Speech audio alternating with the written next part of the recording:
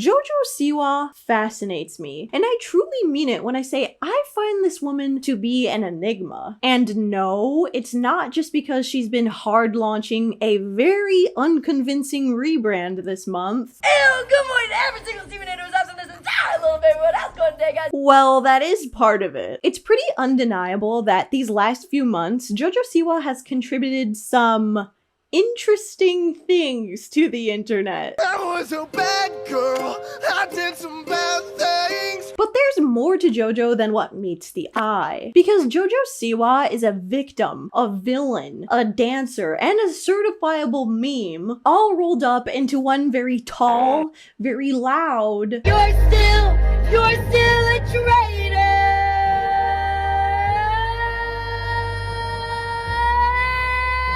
Bow-wearing gay millionaire in a Lamborghini with her face all over it. What just happened? I just got a car with my face on it! So sit back, relax, and let me unpack the JoJo lore for you. Oh yeah, and if you had one heaven phone call, who would it be to? Who are you calling? Personally, I'm calling the people in the Titanic submarine. Oh, okay.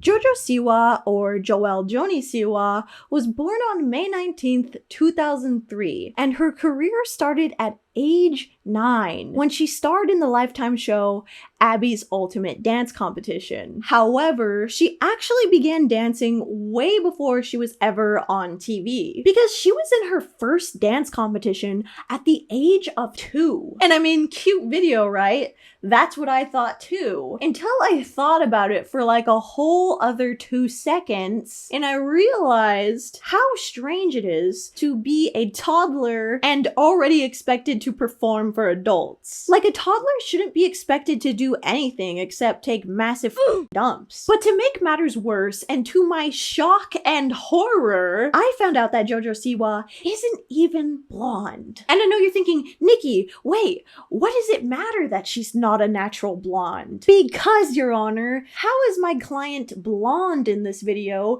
aged 2, if she is in fact a brunette? Her mom wouldn't have bleached her hair when she was an actual baby, right? I have been dyeing my hair since I was like 2, maybe 1.5. I'm not a natural blonde. I'm actually a natural brown. I get brown roots, so I have to dye it so it looks like I'm a natural blonde. Oh, okay. What the f?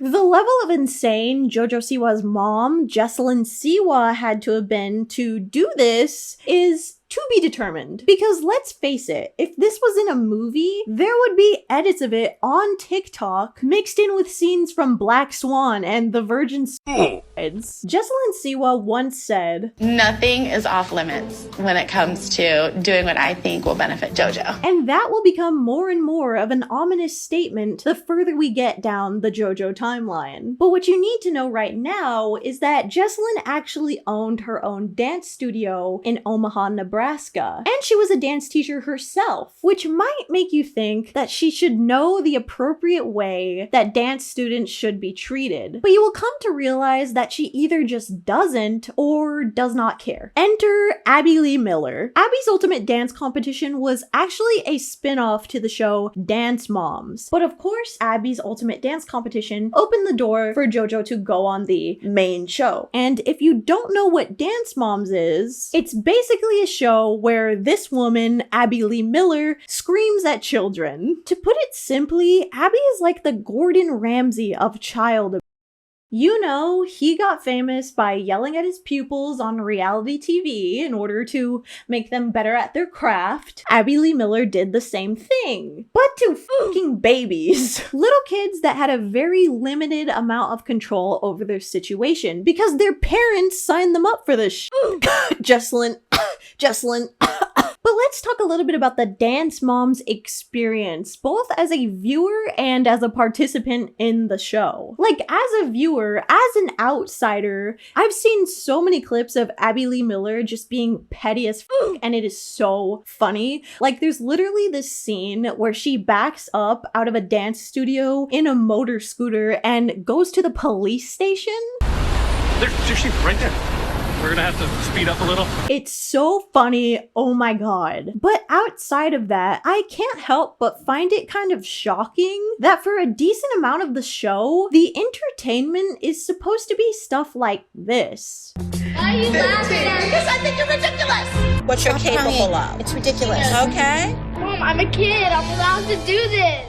That goes on for 8 whole seasons. Abby was terrible to everyone, and Jojo really was no exception. She just always has to yell at me. And then she always has to pick on me. Don't have an attitude that you are entitled in this world. You are not. You deserve nothing else. In fact, later in 2022, Jojo would reveal that she had a stress rash during the entire filming of Dance Moms that she would pick at every day, and now she has a permanent tiny bald spot. But throughout all of this stress, her and a couple of the other dancers, like Maddie Ziegler, were cultivating fan bases. Jojo specifically was receiving a lot of attention because of her energetic personality and of course her now iconic giant bow and ponytail. Now, Maddie Ziegler is an important figure for later on down the JoJo timeline. She's probably the second most famous girl to come from Dance Moms, at least for right now. I mean, I feel like in the next 2 years, her career could really like blow up and she could be like a Bella Hadid, like supermodel or something. That's just a Nikki Carry-On theory though, TM. But it's important to know that Maddie was always being praised by Abby on Dance Moms. She was always on top of the pyramid, she was always the favorite of the week, although that was really of no help to her because Abby would literally use her as a pawn in her sick little games and get all the other girls to like turn against her. And Maddie has since said that she's blacked out a lot of her childhood. So imagine the favorite of the group feels that way. Like, how does the person at the bottom of the pyramid feel? The fuck of it all is that Jojo still defends Abby's behavior to this day. She says she's the person that talks to her the most, and she even guilt trips other people for not talking to her. But more on that later. Jojo and Maddie would both end up leaving Dance Moms in 2016. And in Jojo's case, it was because in late 2015, she had started her YouTube channel, itsjojosiwa, and it was an instant success. She had already accumulated a ton of fans that called themselves siwanatorz, and they were just waiting for her next move. And lucky for them, her next move was to drop the song Boomerang. This is of course her most played song. Like, this music video has almost 1 billion views on YouTube. It's actually insane. Oh, and by the way, ironically, Boomerang is about cyberbullying and not giving a crap about what the haters say, which might prove that time is just a flat circle, because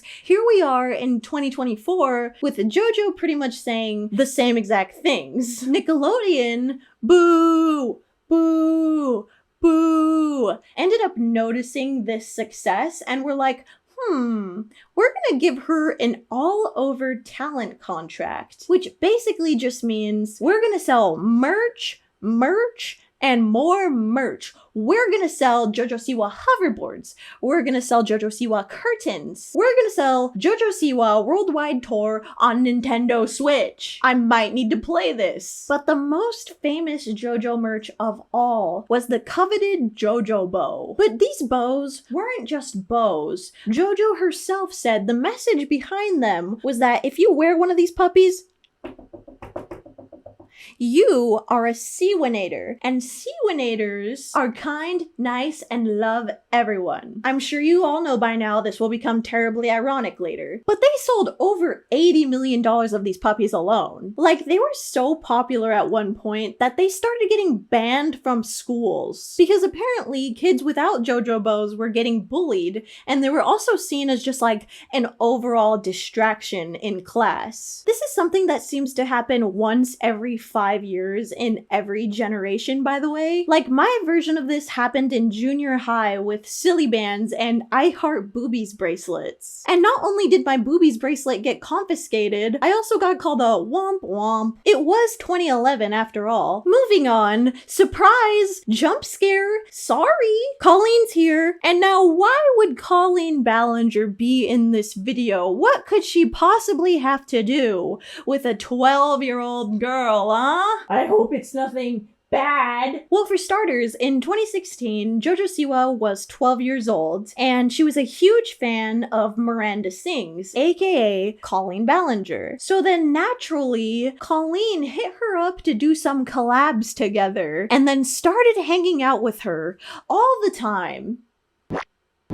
These two people are 15 and a half years apart. 27, 12, 27, 12, 27, 12. And as if that wasn't already bad enough, as if that wasn't already, call the police. The actual videos, the content that they made is very weird. Exhibit A. Whoa! Did you hurt your Tukey? What's a Tukey? That is a very weird thing to say to somebody that age. And like, there's always that one ding dong that wants to be like, oh, you can't say anything these days. You can't even make a joke. Okay, please envision a guy saying that to a little girl now and come back to me.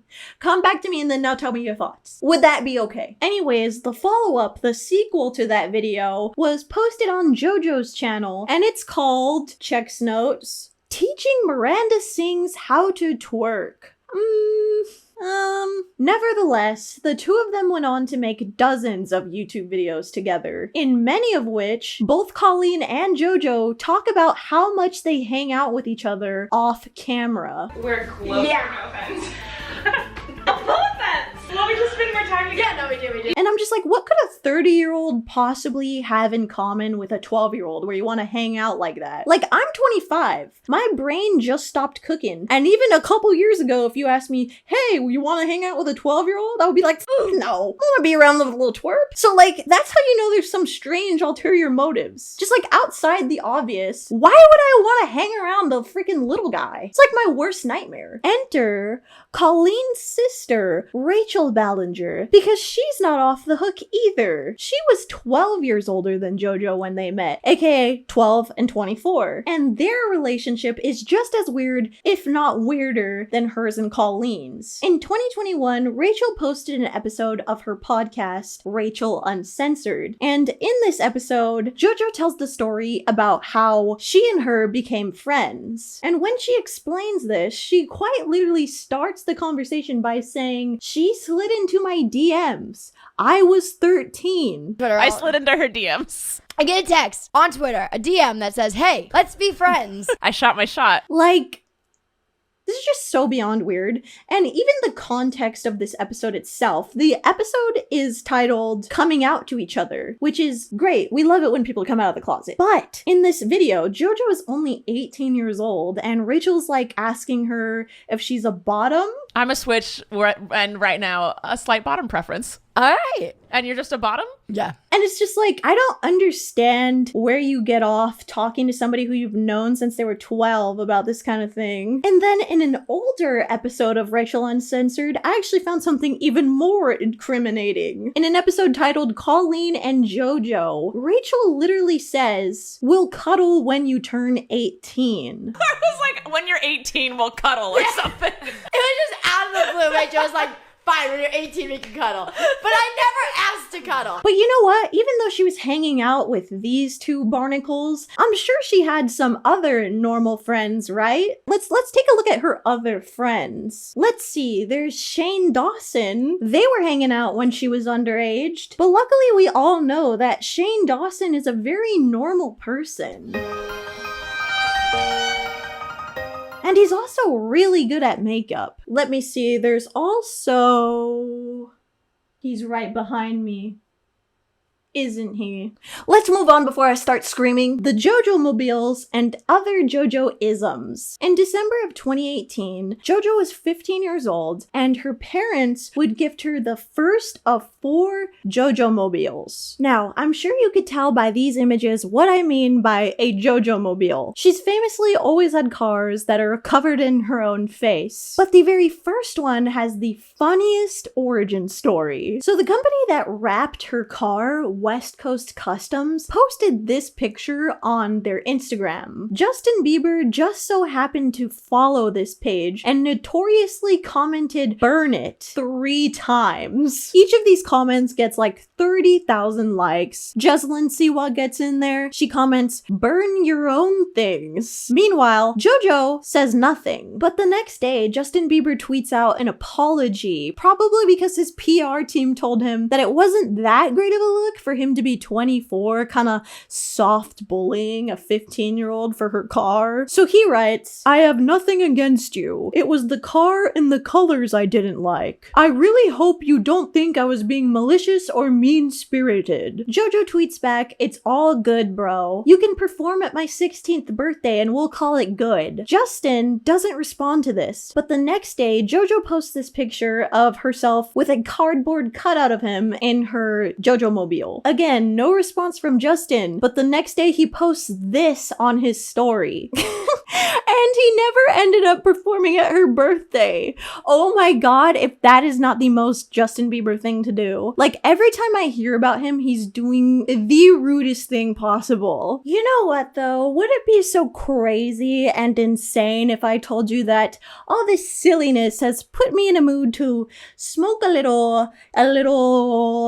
Today's video is sponsored by Mood. I don't know about you, but sometimes I just need to chill the fuck out. Which is unfortunately something I never seem to be able to do around bedtime. It'll be 11:99 a.m. and I'll be starting to get zoomies, I'll start doom scrolling, or I'll just straight up toss and turn all night. But lately, I've been taking these Tropical Blast microdose gummies, and I have been honk shoeing better than I have ever honk shoed before. And something that I really love about Mood is the fact that they make it so easy to find what cannabis is right for you. For example, I got these morning Delta 9 THC gummies, and the description for these is a focused, energizing, and fun high. And let me tell you, these delivered on all of that. Personally, I'm a lightweight, okay? So all of the gummies and joints that I selected were mild, but you might be looking to get completely zooted and paint a picture of Misha Collins for 5 hours. If that's your vibe, I love that for you, and guess what? I have a recommendation for you. Pluto is a high-potency THCA flower that's especially good for creative flow. It also has a 4.5 out of 5 rating with over 2,000 reviews. Oh yeah, that's another great thing about Mood. You can see actual feedback from customers such as gas,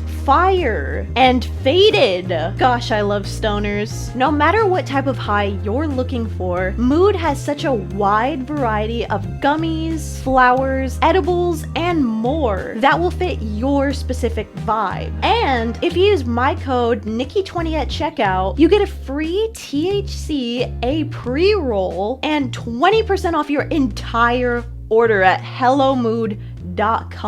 Thank you guys so much for sponsoring us, Mood. You are the best. And now back to the video. The Dababy Beef of 2018. In 2018, Jojo Siwa got in some beef with Dababy. And if you don't know who Dababy is, her real name is Danielle Bergoli, or Bergioli, and she's a rapper that initially became well known in 2016 after she went on Dr. Phil and famously said this: Catch me outside, how about that? This was a huge meme at the time, and to put it into perspective, becoming a meme in 2016 was still something that could bring you anywhere from mild to actual fame. Like, for example, this same year, Damn Daniel went on Ellen. And for what? Because some guy said Damn Daniel. Damn, Daniel.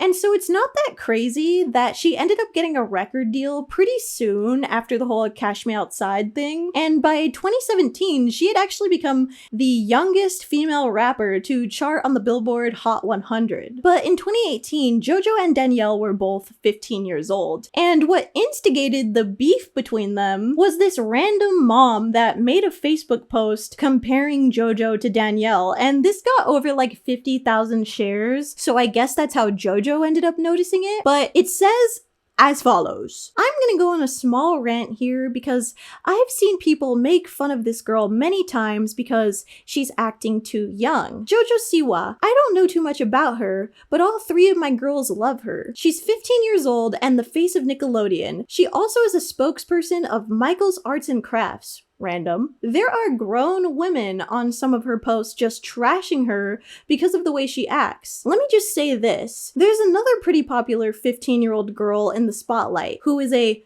rapper, Danielle Bregoli. She is also 15. She has also publicly disrespected her mother, danced half naked on the internet, dresses like she's grown, etc. So just my personal opinion, but I would much rather have the girls love Jojo than Bhad Baby. And people wonder why the kids these days act the way they do. People like Jojo are made fun of for being young, while people like the Catch Me Outside girl makes millions from being a delinquent. So pics added for reference. I'm done. So I think this lady does have a point when she says that it's not right that Jojo gets made fun of for acting younger than she is, and meanwhile, it's considered normal to try to act older than you are as a kid. I get that, I truly do, but I don't understand the mentality of seeing a 15-year-old girl getting exploited and and then blaming it on her. Like, the fact that Danielle Bregoli at 15 years old was acting way older than she was is kind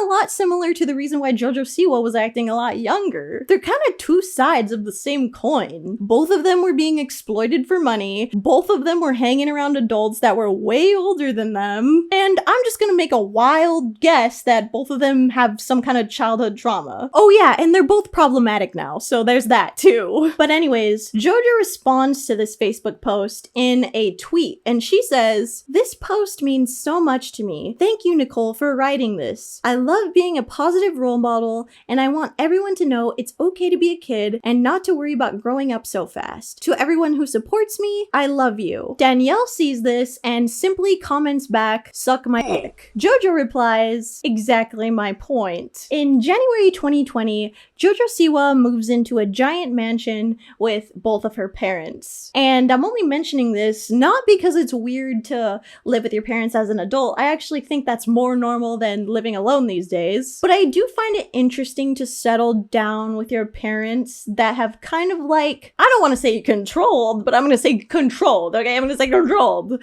your life since you were like 2 years old. Even when it comes to your hair color, you move in with them, settle down permanently. Like, it is interesting. Also in January 2020, Jojo is named one of Time's top 100 influential people in the world. And she's listed in the artists section amongst the likes of Bong Joon-ho. Like, keep that in mind when Jojo becomes addicted to calling herself an artist, because Times really did a number on her ego with that one. Like, there's Bong Joon-ho, the director of one of the best movies that will probably be made in my lifetime, and then there's Jojo Siwa?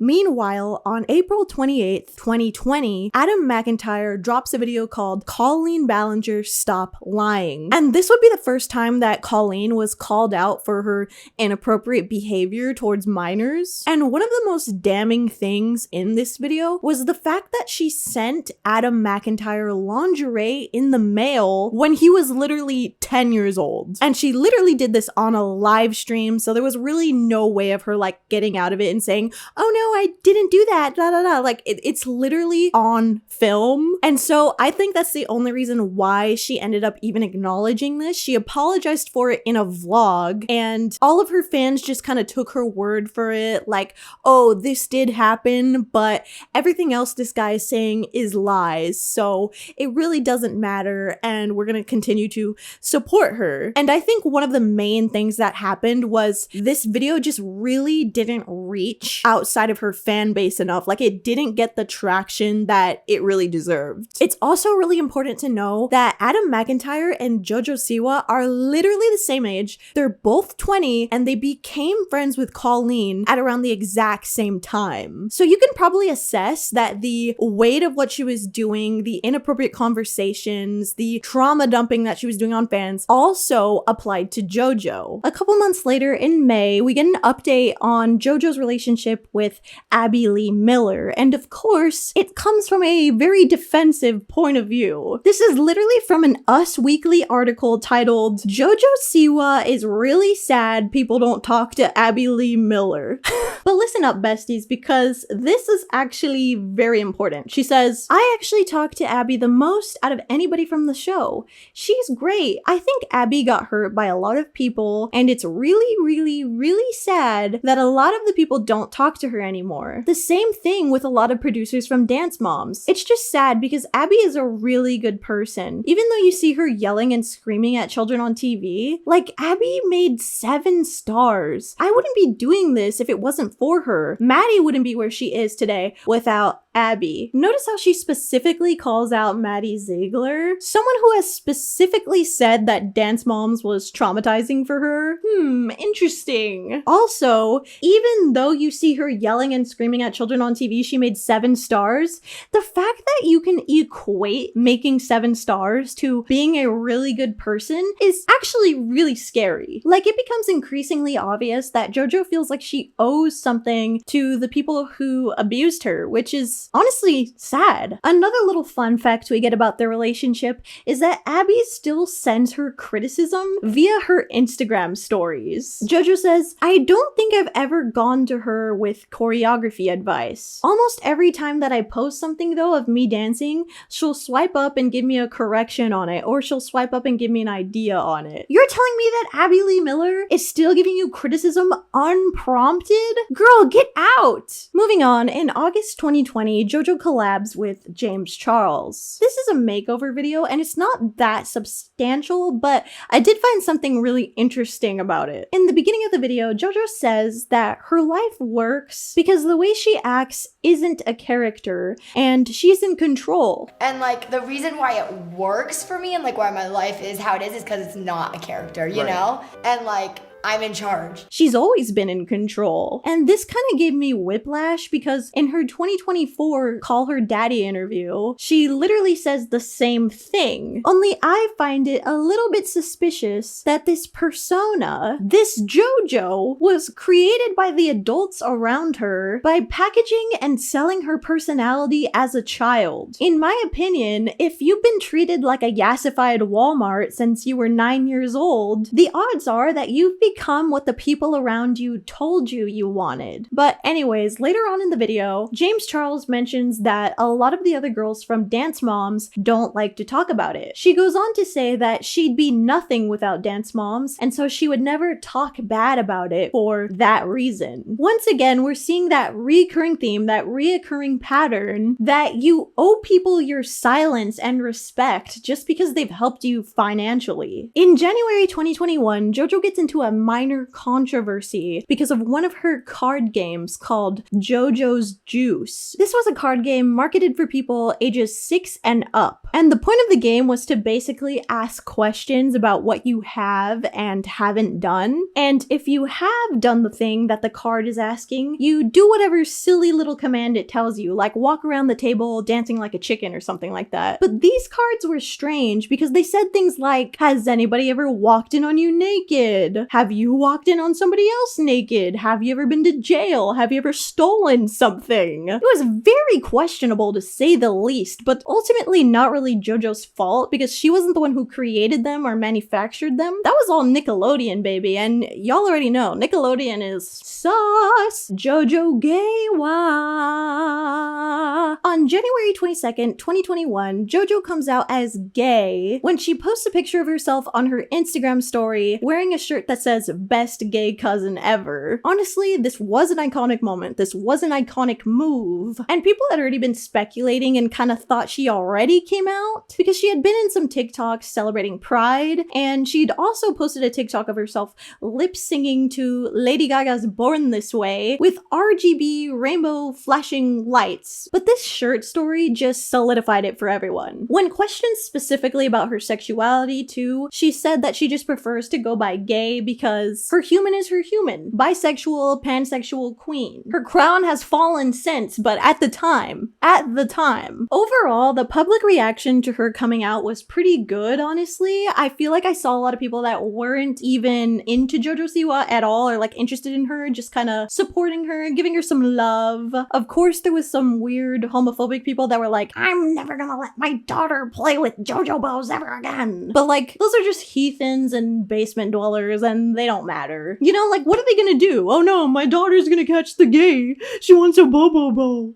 And then she wants an I Heart Boobies bracelet. Oh. The next day, the Gordon Ramsay of child abuse made a post in support of her coming out as well, which would have been really adorable, I think, if she hadn't gone full whiplash teacher at 9 years old. The next month, JoJo goes public with her relationship with Kylie Prue. They had met on a cruise ship about a month prior to her coming out, and they would go on to date for 9 months. JoJo always speaks super highly of her, and she even nicknamed her ambiguous sexuality as Kai-sexual. But by November 2nd, JoJo would announce that the two had broken up on Paris Hilton's podcast. Specifically that they broke up but they're still best friends. 20 days later though, on November 22nd, JoJo tells People magazine that they aren't close anymore. So at some point in 2021, JoJo and Jocelyn Siwa decided to create a dance competition reality show called Siwa's Dance Pop Revolution, and it was basically advertised as being the more tame, more loving version of Dance Moms. And it was also advertised as like a mother-daughter business adventure. So not only was this supposed to showcase like a kinder, gentle Dance Moms,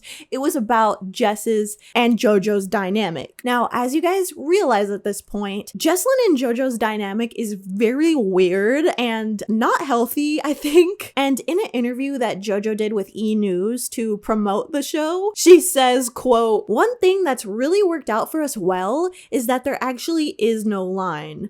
There's no, this is me working and this is when you're my mom." Like, let me say that again for dramatic effect, please. There is no, this is when we're working, and there is no, this is when you're my mom. Blink 3 times, please, if this is a cry for help. Regardless of whether or not JoJo and her mom have a healthy dynamic though, the new show seemed like a perfect medium for a dance competition. And so the show ended up premiering on November 21st on Peacock. And like, I haven't watched this whole show or anything, so I don't fully know how these dancers are represented, but I did watch the first episode, and man, it is really rough if you're reading into any subtext at all. Like, within the first 30 seconds, Jocelyn says this: Jojo Siwa wouldn't be who she was without me. And now that might sound normal from like a normal mom, but for this to be a dance competition and the immediate credit of like hard work goes to you rather than your daughter is just like a really red flag. Like, call her a bull, I'm swinging around the red fucking handkerchief. Also, that's just not the flex that you think it is, lady. And 4 minutes later into the episode, it really doesn't get better because JoJo says this: "You think you're gonna be able to handle my mom?"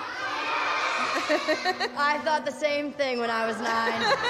And there was the most uncomfortable pause after that, like, And look at you now. And look where I am now, so it may have worked. I don't know, it's just ominous. Also, it's at this time that JoJo changed the name of her main YouTube channel from itsjojosiwa to XOMGPOP. And this is a pretty crazy move. Like, itsjojosiwa had 12 million subscribers. And so to change the name and then just exclusively start posting XOMGPOP stuff lets you know that they really expected to make bank off of these girls. girls. And with that, we're finally in 2022, or as I like to call it, the year of the Draco Malfoy thirst traps. These are so funny to me. I think part of me is truly broken and moving backwards because just seeing this still image right here has me absolutely befuddled and ready to giggle at any moment. My father will hear about this. Training for the ballet, Potter. Why are you wearing glasses? At this moment, she is cringe, but she is free. And as of March 2022, she reveals that her and her friend Avery Cyrus, an influencer, became GFGF. And oh man, this relationship is so messy, and it has everything to do with karma in the end, so focus. Class, please pay attention. At first, the relationship seems super cool, super chill, but then 3 months later, they go on a cruise together. And it's during this cruise that Avery posts a TikTok of them where it casually just shows Jojo giving her a present that says, "Sorry for breaking up with you." And people were surprised by this because it kind of came out of nowhere. And also, like, they were just stuck on this cruise together. Like, this is the worst case scenario of like breaking up with anyone. But anyways, Avery ends up replying to one of the comments asking why they broke up by saying, "We're better off as friends and we're both still so young and trying to figure stuff out." Seems pretty chill, right? Seems pretty amicable. But then a few weeks later, Jesselyn Siwa posts this to her story. Why are you mad? Why are you mad? Because I got used For what? for views Aww. and for clout. And I got tricked into being told that I was loved. And I got fucking played. The next day, Avery makes a statement saying she's still sad about the breakup and she's actually really confused why Jojo would say this at all. And this causes it all to escalate even more because in response, Jojo posts this TikTok, which basically says that someone, obviously talking about Avery, told one of her friends that she was excited to be dating her because she's growing her career and wants to get on top. And to make things more interesting, Jojo's caption on this is kind of unhinged. She says, "And when I said I just wanted to be friends, so I didn't lead you on after an unplanned hookup, you wanted nothing to do with me because there was nothing to gain anymore." I don't know if I'm just like dumb or an idiot or like silly goofy. I'm not gonna lie, obviously I don't know the full context, but just from reading that kind of seems like a pretty valid reason to not talk to somebody anymore, especially when you're trapped with them on a big ass boat. But I digress. Meanwhile, at this same time, Avery is posting story times about a toxic ex that just so happens to align with the time she dated Jojo Siwa. In this TikTok, she basically states that she had an ex that broke up with her via voice memo shortly after she caught her talking to one of her exes. The ex in question most likely being Kylie Prue. She says they ran into her at a music festival and then Jojo and Kylie were just kind of going off, just talking to each other. Meanwhile, her ex is so into the conversation. She's like leaning over the rail like, "Oh my god, I heard she's gonna play the song that's on our Smiley Face album." Me and her girlfriend are just sitting there like,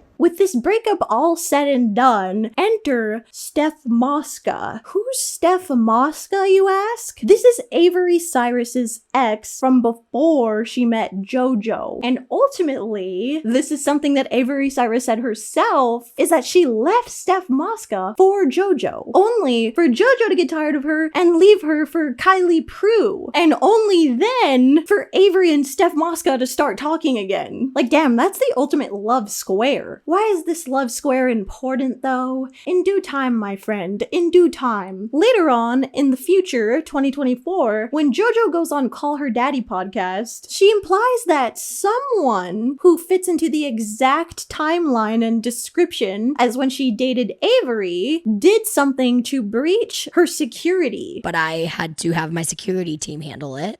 And I found out that it was her. To this day, we have no idea what this means, but supposedly, allegedly, Avery did some kind of crazy sabotage against her. But back to 2022, after all this Avery drama ends, Jojo and Dababy end up getting in a miniature beef. Now, just to add a little bit of context, Dababy is famously very homophobic, and he just so happens to name drop her in his freestyle remix the same year she comes out as gay. It could be a coincidence, it could not. Either way, I think you're just a little too comfortable if you're calling a 17-year-old girl a bitch. But he did later tweet out that he has nothing against her and that his daughters love her. To be honest though, I don't care what the guy says because he supports Tory Lanez. Like, you're homophobic and you support Tory Lanez? Pick a struggle. The fake pregnancy saga of March 2023. So on March 2nd, Jojo posts this Snapchat story with the caption, "Can't believe it," and she's cupping her belly. And the reaction to this, of course, was to assume that she was pregnant, because this is kind of it's kind of a thing that people do when they're pregnant, right? But people were also just confused because at this time, JoJo's 19 and she came out pretty recently as gay. I mean, not that gay people can't have kids, but it's not necessarily something that usually happens when you're like, whoops, like cisgender heterosexual people, whoops, I accidentally got pregnant, you know what I mean? Like, it has to be, or it tends to be, more intentional. So everybody was like, who the f got Jojo Siwa pregnant, you know? And people also thought that if she was just pranking, like if she was just joshing around, like this would be a one-time thing. But no, she did this. She faked being pregnant throughout the entirety of March for whatever reason. Like by March 19th, she had posted another Snapchat story that was team boy or team girl, again, cupping her stomach. But in the far left corner, it said food baby. So people were like, okay, so she's just kidding, but why is she still just kidding? Like, this really isn't funny. She also posted a picture flexing her abs to be like, look guys, you know, I'm really not pregnant. This is a joke. But by March 25th, she was back on her bullshit, posing with like a pack of diapers in Target and captioning the picture as, can't wait. And then the next day, she's also in Target, posing with a bunch of baby clothes going, baby clothes haul. And like, it just kept going for no reason. The next day she posed with her friend Ezra Sosa and she was like, this is the father, guys. Eventually she does reply to one of her fans asking genuinely, are you pregnant? And she just makes a TikTok back laughing, and it's just like, oh, excuse this guy for asking if you're pregnant when you keep saying that you're pregnant. In the end, she posted a story time explaining that the only reason why she was doing this was because she's excited to have kids. She does say she's looking for a sperm donor though, so this is just foreshadowing Freddie, Eddie, and Teddy. People were not satisfied with this explanation, and it really put a bad taste in a lot of people's mouths, because not only was it just annoying, a lot of people found it offensive because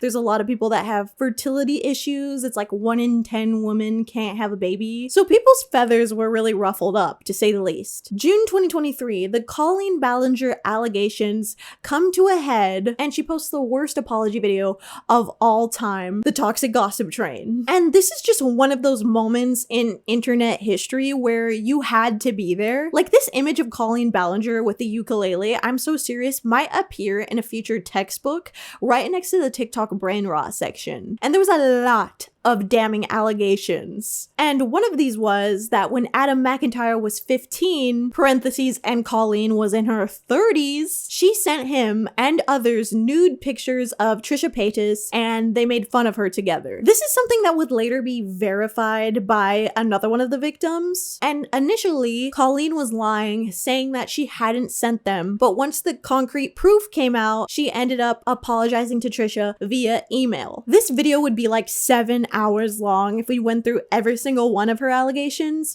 but just know that a couple of the most damning are, yes, her sending lingerie to a minor, her sending to a minor. I'm pretty sure both of those are literally crimes. Like, she should probably be in jail. And then thirdly, she had a shit ton of group chats with underage minors, and there was a very inappropriate questions going around in these group chats, like, what's your favorite position, yada yada yada, like totally disgusting stuff. And also trauma dumping, like telling all of these kids about her divorce and how it's going so wrong from her, and trying to get validation from them when it's like, ma'am, these people are like 10 years old, they're not your fucking therapist, and you don't need to be milking them of all their attention and wasting their time of their youth. And with knowing all of that, it makes it very shocking that a few months later in September, Jojo Siwa goes on on Howie Mandel's podcast and defends her. Now, this interview is a total PR nightmare. First of all, Howie Mandel had already been very vocal about criticizing Colleen, and so I don't know if Jojo just like did not know this when she went to this interview, but either way, it seems like an uphill battle to go on his podcast and try to Jojo-splain to him as a father that all of this behavior is okay. She straight up calls Colleen a victim of cancellation. And it's like, Miss Ma'am, she actually like committed crimes and should probably be in jail. I don't know if that's a cancellation. I actually think she's getting off very lightly. Like, not only does her coming on here and doing this make her look bad because she's discrediting the other victims like Adam McIntyre, she's also making Colleen Ballinger look even worse because she's describing this woman that she became friends with at age 12 with this sense of grandeur. Like, she describes Colleen as a genius at one point. She became somebody that I was like, wow, this person is a hard worker. She's a genius. And calls the work that Colleen has done for the internet incredible. And I think the work that Colleen has done for the internet is incredible. You can only have that opinion about Miranda Sings if your perception has been totally warped. Like, what part of what she did was genius when she made these faces? Anyways, the cherry on top of all of this is that it's just sad. She refers to other people that have experienced grooming as for real grooming. I mean, for real grooming it's a very sensitive thing. Which makes it clear that she doesn't actually view any of what happened to her as a valid form of grooming. And to quote one of the most liked comments on this, I know Colleen didn't have inappropriate relationships with children because I have been best friends with this fully grown woman since I was 12. Like, this is just digging Colleen's grave further. But I will say, I do have a lot of empathy for Jojo when it comes to this situation. I know it's easier to just say, fuck Jojo, why is she defending Colleen? Which, by the way, defending Colleen, to just clarify, is a really bad thing. But when it comes to grooming, it is so hard to accept that this person that you trust has been manipulating you and using you, or that they're even capable of doing that to others. Jojo has said on many different occasions that she's always been mature for her age. I have never had friends my age, ever. My closest friends have always been older than people. Always thought it was weird that there is such a big age difference between us. Yeah. But you've always been extremely mature. And the truth is, she's just not. You're not mature for your age, and you never have been. You were 12, and that is the harsh truth of it all. I thought the same thing. I've always thought the same thing until I finally snapped out of it and realized anybody who was telling me that I was mature for my age was just creepy. And obviously I came from a very different situation. Like, I'm not Jojo Siwa, but I did feel the same way about my groomer in my late teens and early 20s. It was very hard for me to accept that this person had molded me into their perfect punching bag, to accept that they were robbing me of my energy and of living a normal life. And not only that, but making connections with people that were my age. And so while it is 100,000% absolutely wrong to try to justify anything Colleen said, I think that she's also been a big part of the manipulation and lies. Like, she's been a victim of Colleen, and you can't always force somebody to snap out of that until they hit rock bottom, to be honest. And maybe that's what's coming for Jojo.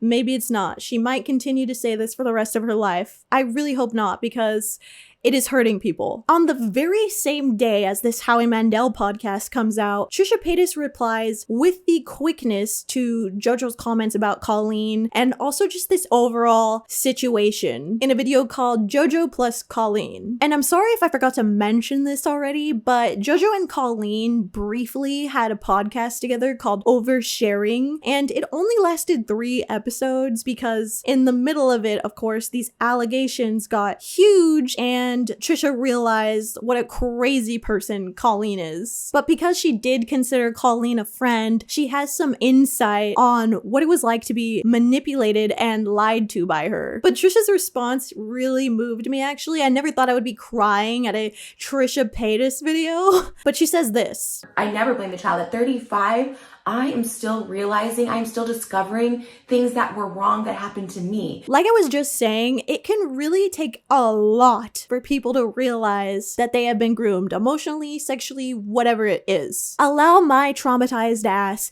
to read an applicable passage from My Dark Vanessa. I can't lose the thing I've held onto for so long, you know? I just really need it to be a love story, you know? I really, really need it to be that. Because if this isn't a love story, then what is it? It's my life, I say. This has been my whole life. In a way, Jojo's situation really reminded me of this quote, because if Jojo doesn't believe that she had genuine adult friends and that nobody used her and people like Abby Lee Miller were just trying to help her, then what is it? It's her whole life. It's been her whole life. Now, this is a little bit of a side tangent, but the next day, September 13th, 2023, Abby Lee Miller, derogatory, does an interview, and she says some very creepy stuff. In this interview, not only does Abby try to completely discredit that she's ever done anything wrong to Maddie Ziegler, and like she's just ungrateful, she should talk to me, like she's guilt tripping about that, what's new? But she also initially starts a very normal conversation with the host of the show, Sophia, about Tom Cruise. Like it's normal, until Abby brings up this 1983 movie called All the Right Moves, where Tom plays a teenage jock. And Abby goes on to say, "Oh, that's my downfall. I like the high school football players. I still like them." And Sophia is like uncomfortable and she's kind of just like, and she says, "I like adult-aged coaches," which is, oh my god, I can't even imagine in this situation. Like, what do you say to that? But you might see this as giving Abby an in to be able to backtrack on what she just said. Like, maybe you didn't mean it that way, maybe it came off strange, but no, she doubles down and says this: I like the coaches. Not one that used to be in high school, but one that is. Yes. And then the interview gets immediately cut off and ends. High school, but one that is. Yes. Abby, thank you so much. I'm just saying, this is another person that Jojo defends, and that is wild. I honestly just feel really bad for Maddie Ziegler and all the other people that don't talk to Abby, because they constantly get dragged through the mud for no reason. Like, they don't deserve any of this smoke. It's so stupid. Moving into February 2024 though, this is really where the fuck of it all is. At this point in our timeline, we have seen Jojo do bad things, defend bad people, discredit victims, but you can also kind of see where she's coming from as like a brainwashed person. But when you grow up like this, with people verbally abusing you, using you, what have you, there's really like two paths you can go down, give or take. And the first one is that you can try to deal with these things, try to deal with these issues, and just hope to God that they never happen to anyone else. And the second is you can end up exactly like the bitter, horrible people that verbally abused you. And in my opinion, allegedly, these are allegations, I can't really say that it actually happened, even though I believe these people. In my opinion, allegedly, she chose the latter. So on February 13th, the Rolling Stone article gets published. When I say this is a smoking gun on the Siwas, like, holy shit, like, you have not seen another empire get torn apart like this. Like, I haven't, at least, for a long time. This article showcases the experiences of Angie and Leia Sandoval, as well as a few other unnamed sources. And they come with receipts. Quite literally, receipts. So Leia Sanderson is one of the original members of XOMGPOP, and she really went through it with with the Siwas. Okay, so first of all, let's talk backstory, okay? This girl was born with spina bifida, which is a spinal birth defect. And so this caused her to go through many invasive surgeries super young. But despite all of the health problems that this caused, she found a passion for dancing. And at age 6, she began dancing at a studio called Beyond Belief, which is owned by Justin Johnson of RuPaul's Drag Race fame. And to put it simply, Leia was just goated, so she went with the Beyond Belief dance team on shows like America's Got Talent and Dancing Queen. She was a standout performer, so at 14 years old, Justin Johnson submitted her audition for Siwa's Dance Pop Revolution. And because Leia had a really good experience filming for America's Got Talent and Dancing Queen, coupled with the fact that this was Jojo Siwa's show and she was a huge Jojo Siwa fan, this seemed like too good of an opportunity to pass up. And so they were like, let's go, let's do this. We're gonna make this happen, especially because they'll never know when it will be Leia's last chance to dance because her spina bifida problems are always kind of escalating. You know what I mean? So it would just be kind of sad to not let her follow her dreams. So Angie gave up her job at a daycare center. She left behind her oldest kids and her husband to take her on this journey to LA. But as soon as she started competing in the dance pop revolution, oh, it got toxic quickly. With the quickness, the environment was hostile. Producers were encouraging these little girls to cry on camera. Allegedly, Angie and the two other sources heard one of the producers saying, quote, "It's not a good day unless we make a kid cry." These people were demented and like willing to do anything to make this entertaining reality TV, when it's like you can't really do that when these people are like 10 years old. Now, the allegations against Jessalyn and Jojo are as follows: verbal abuse, financial abuse, ableism, and overall nastiness and manipulation. All of this coming from the show that was supposed to be the nice, pleasant version of Dance Moms. Baby, this is just Dance Moms Junior. Except this time, the contestants aren't even making as much money as they should. Now, when it comes to Jessalyn Siwa, she has always been a villain in my eyes since starting the research on this. But on this show, she really reaches new levels of being despicable. The thing that shocks me the most, though, are the two instances of ableism. Like, I'll just read this straight from the article. It's insane. Two sources close to the production allege that Jessalyn was berating a contestant with hypotonia, a disorder that causes low muscle tone, by mocking her for being unable to move her arms and legs. She was allegedly made fun of for her speech at one point and mimicking her. Neither of the alleged scenes made it onto air, and the contestant in question did not respond for requests to comment. And then the next thing that really had me like with my jaw dropped was the way that she treated Leia. In 2022, Leia was experiencing more health complications due to her spina bifida, and so she needed to go in for spinal surgery. And let's get this straight. Doctors say that you cannot do anything strenuous for at least 6 weeks after this kind of surgery. Leia was told by Jessalyn to come back and do rehearsal just 3.5 weeks after. But it doesn't end there. No. At one point, Leia started bleeding from her belly button. And instead of Jessalyn being like, "Oh my god, we need to get you to the hospital, we need to do something about this," she told her to stick a pad over it so that she wouldn't get blood on her costume, and still told her to perform. It's just so ridiculous and so villainous, and to be going through this and then getting ripped off, yeah, we're getting to that part too. Also, according to Angie and a copy of the recording contract provided to Rolling Stone, the girls were promised $10,000 upon recording their first album.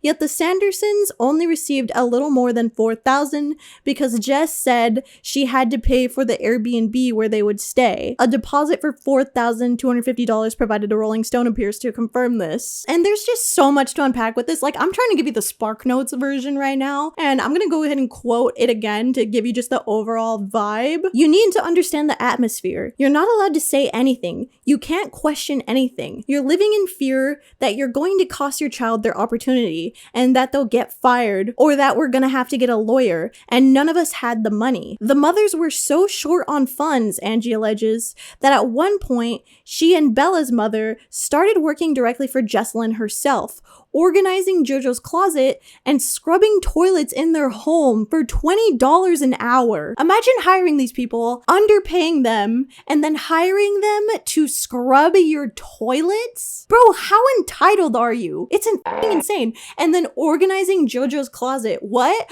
Organizing her closet filled with like $100,000 worth of clothes? Someone needs to take responsibility for this. Somebody needs to drop and give me 20. As for JoJo and her villainy, we really don't know how involved she was with the stuff that Jessalyn did. She hasn't made a statement or anything. She's just both of them have completely ignored this situation, but for sure she was complicit to all of this at the very least and was part of the hostile environment. There are a couple things that really stuck out to me in particular that JoJo was making the girls do. For one, advocating for them to compare themselves to each other. Based on just that one thing alone, you already see like this pattern, like you already see her mirroring the behavior of Abby Lee Miller. This is almost a dupe. She would also ridicule these girls, and in one instance, Leia talks about performing with XOMGPOP in front of 3,000 people. Meanwhile, in their earpieces, JoJo is screaming at them, telling them they're not good enough, they're not doing a good enough job, literally telling them they suck. And it's just, not only is it angering, of course, but it's also just so sad. Again, this morning when I was typing up the final pages of this script, I literally felt like crying because I was just thinking about how Leia felt so sad and scared while these adults were screaming at her when she only wanted to have fun and to dance. And then I thought about how JoJo, when she was little, really only wanted the same thing.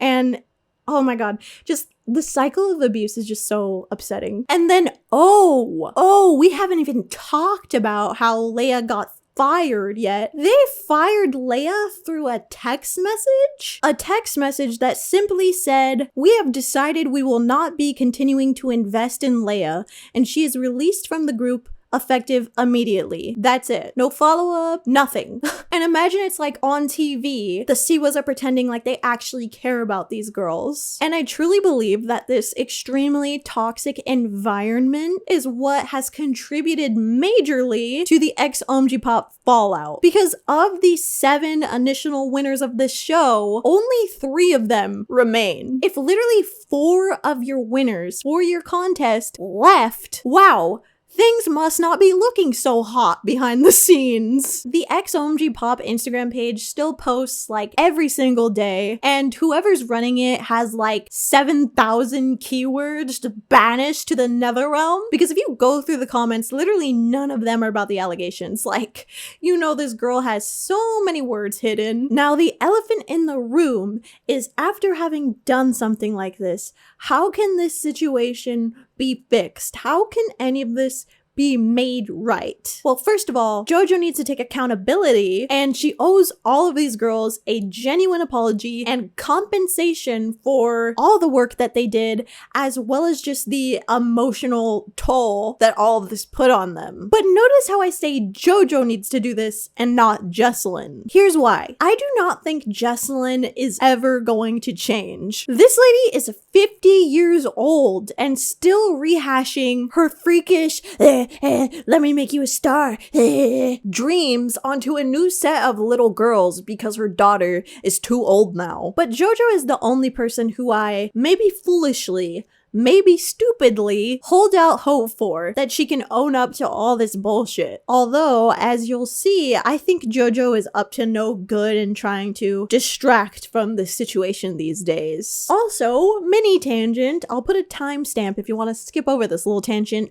but I promise you this is interesting and it will be on your final exam. So, 5 years earlier, before for the Rolling Stone article, they actually wrote a different one about JoJo and Jesslyn. And this one was called Inside Jojo Siwa's Glittered-Covered Empire. This article was supposed to be totally normal, just like an inside look on how their business works. Yet it is oh so ominous. So Jesslyn starts talking about how JoJo used to do these little dances as a baby, right? I'm talking like 1.5 years old. And she says her dancing became so beloved that guests would request to see it.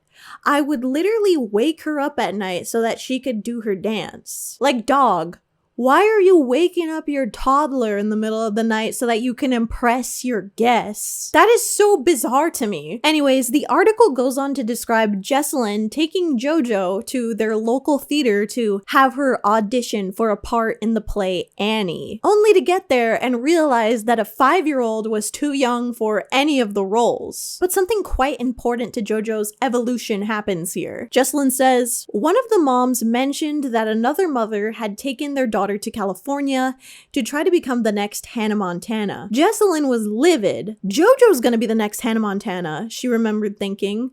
Why are you telling me this? Like, can we acknowledge that this is weird? But that's not even where it ends, okay? This is about to get crazy. This is about to rock your world, you guys. The article also talks about how Jessica homeschooled JoJo her whole life, except for 1 semester in 3rd grade. And it was during that 1 semester that she thought of the phrase, peace out haters, because, checks notes, my life changed forever, Siwa says of that semester, striking in a typically somber tone. After witnessing her peers bully a special needs student, she didn't immediately question her classmates' motives. Seeing the student crying at a party later that year, though, changed her. I will never forget that day for as long as I live. So let me get this straight. The whole JoJosiwa branding was born from this incident in 3rd grade where she witnessed a disabled person being bullied, and now at 20 years of age, you're complacent in your mother doing that to someone. Like, is that not wild? Is time not a flat circle? What is going on? Is this wild or am I stupid? Maybe a little bit of both. February 28th, just 2 weeks after the Rolling Stone article goes live, the fake tattoo saga happens. So JoJo posts this picture of her on Instagram, where of course she looks like she's getting tattooed. She's in a tattoo shop. It appears that an artist is holding a needle to her skin, and for the other slides of this post, she's very clearly showing these tattoos off. But to be honest, they really don't look convincingly new. They definitely look temporary, but if you're not familiar with the tattooing process at all, then I could see this being convincing somehow. So for that reason, most people in the comment section believed it and were either A, saying they looked like shit, B, defending her tattoos, or C, trying to hold JoJo accountable for her actions from the Rolling Stone article. And shockingly, she doesn't have keywords blocked. So there's actually a lot of comments about the allegations. This is very much unlike Jesslyn's comment section, which are completely devoid of the subject. Either way, she continued to act like these tattoos were real when she went on Access Hollywood, and also in true JoJo fashion, she's wearing not 1, but 2 Karma promotions. In this interview, she not only doubles down on the tattoos being real, but she also says she has 2 tattoos dedicated to her future children that she's already named Freddie, Eddie, and Teddy.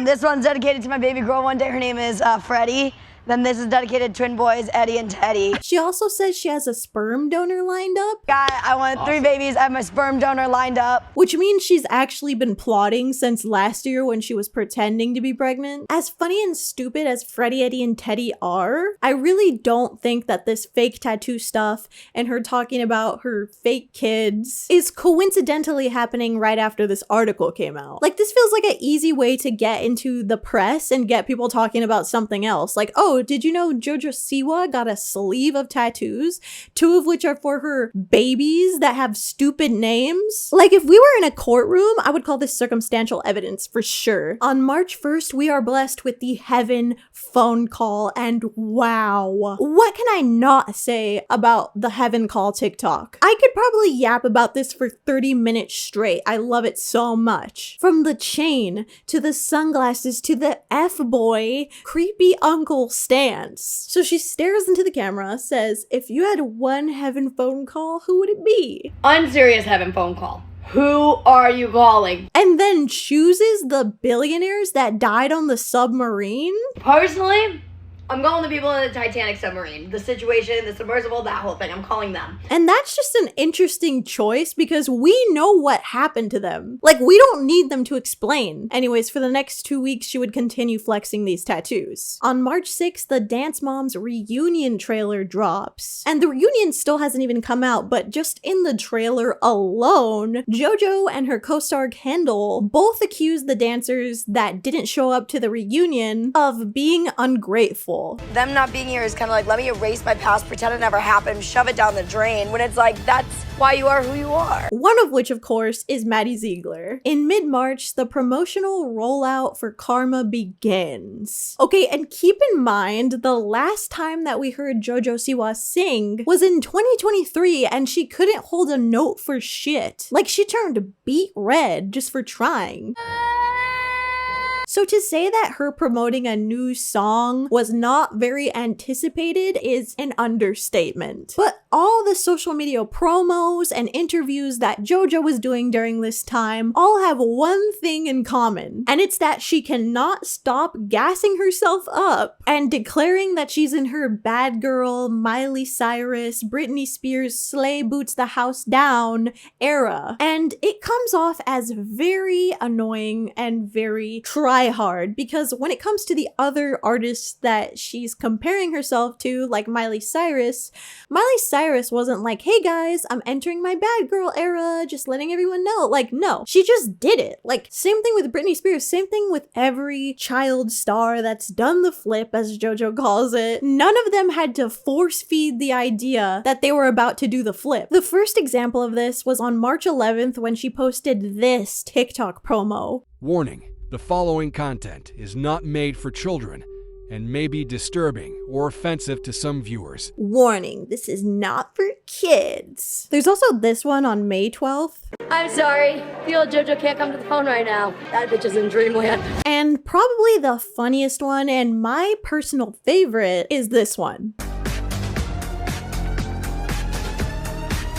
It's truly giving Radio Rebel, and needless to say, people were not happy with her threatening to release music so often. And all of this was already coming off as extremely egotistical, but it was about to get 7,000 times worse. She began making documentary-style posts about the behind the scenes of the Karma music video, and all of them kind of give the impression that she's trying to show us her Mona Lisa being painted in real time. Now, this is kind of historical in a way. She arrives to the iHeartRadio Awards wearing her Karma outfit, and this is the first time anyone has ever seen this monstrosity. Like, I just genuinely feel like she didn't have to try this hard. I really think people would have respected it if she had like a little Taylor Momsen moment, but this outfit is definitely something. She definitely looks like a cross between a WWE wrestler, Gene Simmons, and a wannabe black metal fan. But for what it's worth, Gene Simmons himself did defend this look. He literally verbatim said, "She looks cool. Anybody who doesn't get it is just jealous. Period." Which is a hilarious thing to say about someone who is dressed like you. Honestly, goated. I respect that. But besides Gene Simmons, the majority of people thought this came off as very out of touch. And I agree. If she was on the Disney Channel wearing this, she definitely would have ate. But it's just like, as an adult in 2024, it's just kind of embarrassing. And then the next day, ooh, the childish allegations. They were not going anywhere. Because on April 3rd, she staged this photo of herself exiting a shop holding a giant plushie. You gotta love that the tip is facing the camera, as well as the giant receipt, just to prove that, hey, guys, I bought this. This is definitely what bad girls do. The next day, the Karma music video would finally drop, and oh my god, there's just so much to comment on. Just starting with the music video alone, there's definitely a very bad mix of aesthetics going on. Like, there's the space girl outfits, there's the aqua kiss outfits, mixed with the intense choreography, but it takes place on a lagoon and on a cruise ship? Like, nothing matches the actual vibe of the song, and Karma itself is not like outrageously bad, but what makes it absolutely cringe is that this was made under the pretense that it was not for kids, that it was so extreme. Shocking, even. She could not stop hyping it up for 3 whole weeks only for her to sing effed up instead of the F word in the song. But at least the music video starts to make sense if you believe the Avery karma theory. Imagine explaining those words to a pilgrim. But the entirety of the music video takes place on this big boat, cruise ship if you will, when Jojo and Avery broke up on a cruise ship, and it's heavily implied that Jojo cheated on her because of the whole unplanned hookup thing that she mentioned. Usually I would think people with this kind of theory are just pulling it out of their asshole, but the fact that later this year Jojo would go on Call Her Daddy and still be talking about Avery, and not only that, she would later say at her listening party that these songs are dedicated to an ex, so it's just not that crazy. But the reason why I keep saying dedicated and not written about is because of the whole Brit Smith debacle. Like 2 days after the Karma video was released, people started realizing that Jojo did not write this song. It was already released by an artist named Brit Smith in 2012. And when people found this out, they were livid. People started accusing Jojo of stealing this song from Brit Smith, and then they started accusing her of stealing it from Miley Cyrus. Because apparently, this song was originally intended to be used on Miley's Can't Be Tamed album. But then Disney got their little weaselly hands involved and said she couldn't use it because they didn't want her to use the word So therefore, it ended up being used by Brit. And as silly as it is, in my opinion, to use a ghostwriter for your music, it's not uncommon. Tons of people do it, and it's definitely not stealing because they pay for the music, they get permission to use it, and all that jazz, blah blah blah. But the of it all though, the drama of it all, the tea, is that there's multiple clips of Jojo, including one at her listening party, where she heavily implies that she wrote Karma about her ex. And it's not even just Karma that she did this with. She does it with another song called Choose Your Fighter, which hasn't been released by her yet, but it did already exist, and we'll get into that in a second. So I really don't know if this is a Mandela effect or not. You can let me know in the comments, but I swear to God, I saw a clip of Jojo literally saying these words verbatim when I wrote Karma. I swear I saw this on the day that Karma came out, but now I cannot find the clip anywhere, and I tried looking it up, and there's other people on TikTok saying that they remember it too, but hypothetically it may have gotten scrubbed from the internet, because I looked through my bookmarks on Twitter and I saw that I had a few videos that were gone, just like blank, and I don't know what they were, but I get the feeling they were the ones where she said when I wrote Karma. But Karma is just a totally normal pop song. To claim that you're making some kind of high art when you didn't even write the song is kind of crazy. And also, the raw vocals for Karma were posted by her producer, and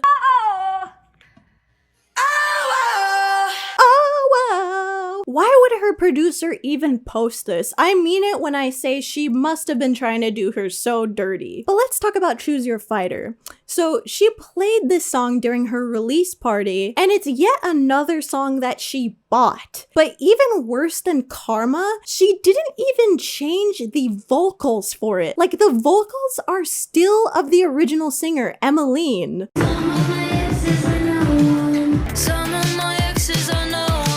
She not only tries to pass off these vocals as her own, she tries to pass off that these are her lyrics. This song, I want you to listen for a very special ad-lib, because it is about one of my exes. And apparently, Emmeline had no idea that the rights were going to be given to Jojo, and she had replied to some fans' comments saying that she would do a story time about it. But then, a few days later, her original video where she posted this song for the first time was deleted, and her comment with it too. And as of the 24th, she has still not said anything. So I guess Big Jojo got to her. And despite everyone finding out that this is not her song at all, Jojo continues to advertise it as if it is, which is very phony baloney and not very artistic, is it? Oh yeah, and I almost forgot to mention this. Brit Smith's version of Karma actually ended up surpassing Jojo's amount of streams on iTunes. And that is so iconic. I love Brit Smith. Her version is definitely better and I recommend checking it out. Like,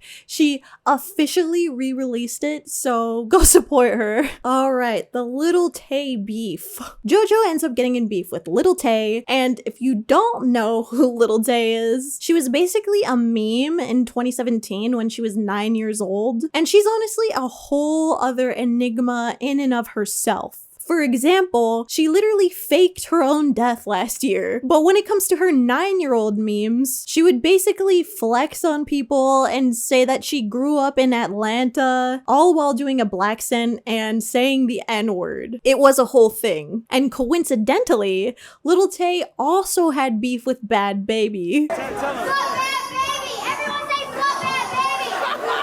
Fun fact, she actually started gaining notoriety after she appeared in a video where Bhad Baby was fighting Whoa Vicky. Don't start talking because I'm in the middle. You'll get lost. Stop. Anyways, on April 11th, the inciting tweet was actually written by Adam McIntyre, familiar face, when he quote tweeted Lil Tay's Sucker for Green music video. He said, "Oh Jojo Siwa, get off the floor." And Lil Tay replies to this saying, "Wish I didn't just find out who that is. I wrote Sucker for Green myself, didn't buy the song or hire a ghostwriter.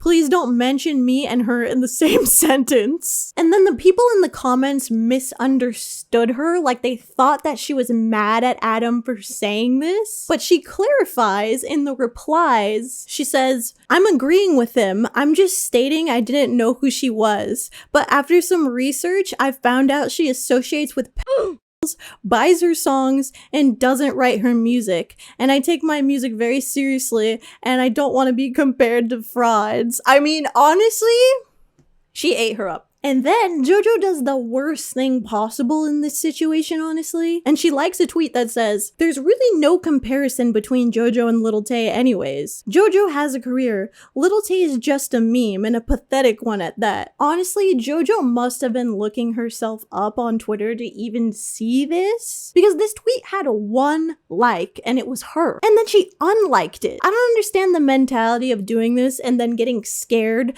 especially when your op is 16 years old. Like, who gives a crap? Anyways, Lil Tay responds to her liking and unliking that tweet. "You're a scary ass bitch. If you have something to say about me, say it, and this time don't delete your comment or unlike shady tweets. Don't let those paid YouTube views and botted Spotify streams get to your head, Madonna from Dollar Tree ass bitch." This has 176,000 likes, by the way. Holy shit. She got ate up again. Honestly, cosplaying as a musical artist while simultaneously doing nothing does deserve to be humbled. I just didn't think Lil Tay, of all people, would be the one doing this. In the aftermath of all this, it is really interesting to see Jojo Siwa trying to pretend that she's okay with her audience all being hate watchers. They might not like it, they might hate it, but they're enjoying it. Like, yeah, people are watching your stuff to make fun of it, but is that really, like, worth it? Is the whole gotcha really that fulfilling? Billie Eilish literally made fun of the Karma dance at Coachella, and people were laughing, but Jojo reposted it to her story, acting like she was, like, a fan of her. It's like she can't comprehend that other people and artists really don't respect this. And in her most recent interview with Nick Vile, she simultaneously says she wants to be taken seriously, and then says that people are taking it too serious. I definitely want to be taken seriously. People just take things too seriously. You know what I mean? Oh yeah, and I guess she has like a mini beef with Tana Mojo now. Let me just explain. So in this interview, Jojo is complaining about Tana lightly making fun of the karma thing. And I really would describe this as a very light light joke about the whole thing. I was a bad girl. I'm doing bad things. You think she's ever taken like a perk 30 and like cussed somebody out? But I guess Jojo expected her to ask her permission to post it? And I just have one question. Why would you ever expect Tana Mojo to ask you whether or not it's okay to post something? Do you know Tana? I don't know in what world she thinks I would ever be texting her to ask her for permission to make that video. But Jojo ended up passive aggressively sending the TikTok to Tana and just putting LOL. For her to go do all that shit, because she was mocking, you know what I mean? Yeah. So I actually texted her. I just sent her own video and I said LOL. There's also the little fact that she was okay with James Charles doing the karma dance. And it's like, really? Out of those two people, out of Tana Mojo and James Charles, you're mad at Tana Mojo? Anyways, that is all I have for today. Thank you so much for watching. If you are still watching at this point, I feel like this video is gonna be really long. Holy shit. Please let me know if you want me to do another video like this. It was really fun. I made like 100 slides on this PowerPoint. I could literally graduate Jojo Siwa University. I feel like I know so much. Thank you to the patrons. I love you all, and I'll see you very, very soon. Bye-bye.